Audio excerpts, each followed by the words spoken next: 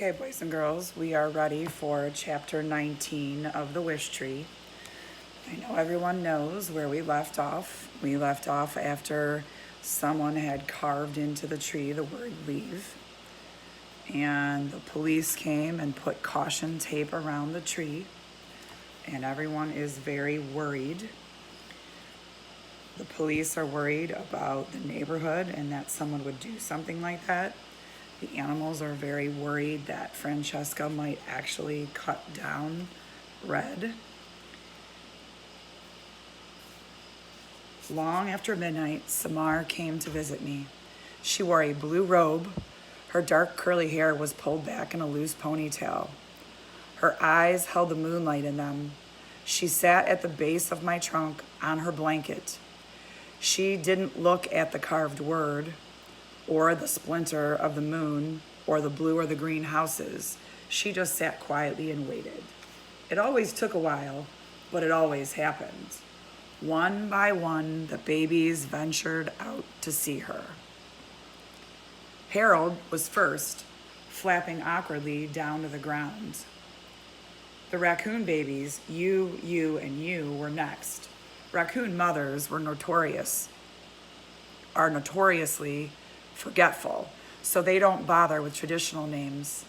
The possums, the skunks, they all came. Samar sat perfectly still. The babies circled her. Together they sat in the shimmer of the moonlight and listened to the leaves rustle. Bongo settled on Samar's shoulder. "Hello," she said in her crow version of Samar's voice. "Hello," Samar said, echoing. Bongo squawked and Samar jumped a bit. Even Bongo's quietest caw is a bit on the harsh side. Bongo flew up to my smallest hollow and poked her head inside. Her tail feathers were still visible. With something shiny in her beak, she returned to the ground in front of Samar. Gently, she placed a tiny silver key attached to a long faded ribbon in Samar's open hand. "It's beautiful," whispered Samar. "Thank you." Bongo bent forward, wings spread in a sort of bow. It was, in crow circles, a sign of great affection.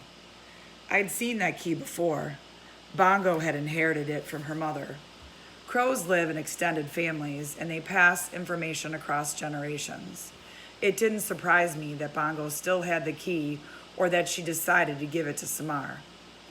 In the sweet calm surrounded by everything I loved, moonlight, air, grass, animals, earth, people, I wondered with a pang how much longer I would be able to savor such moments.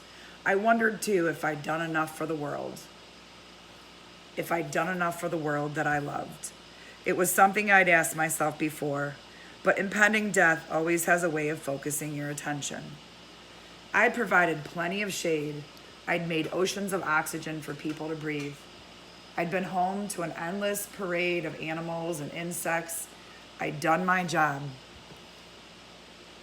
A tree is, after all, just a tree, like I'd told Bongo. We grow as we must grow, as our seeds decide long ago. And yet, 216 rings, 864 seasons, and still something was missing. My life had been so safe. Upstairs, a curtain in the greenhouse moved.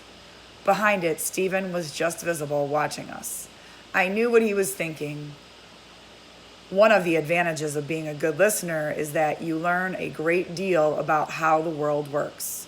In Stephen's eyes, in the way he'd looked at Samar that afternoon, I saw something I'd seen many times before. A wish.